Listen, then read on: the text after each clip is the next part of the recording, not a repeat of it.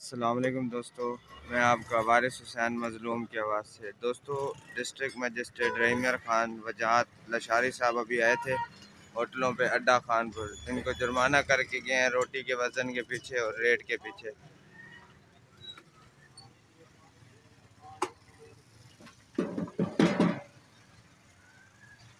कितना जुर्माना कितने थी? जुर्माना कितना कितने ने?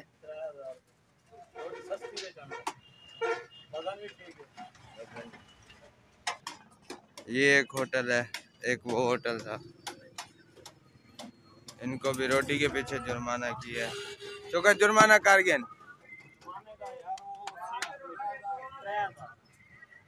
क्या था कितने ने?